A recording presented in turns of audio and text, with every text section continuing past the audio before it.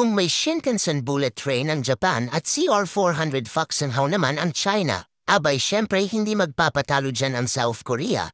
Meron din dito KTX train. Gaano nga ba kahaba ang isang KTX train dito sa Korea?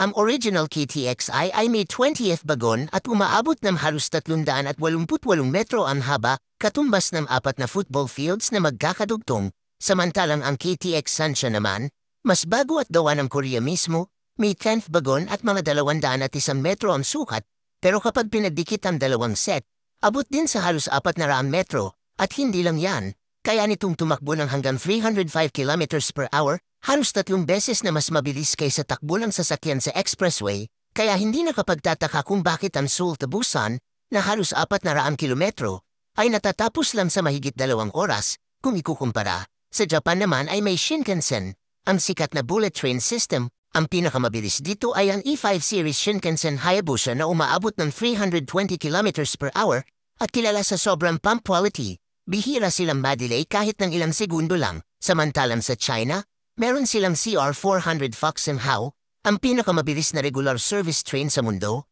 Umaabot ng 350 kilometers per hour at may high-speed rail network na mahigit 40,000 kilometro ang haba.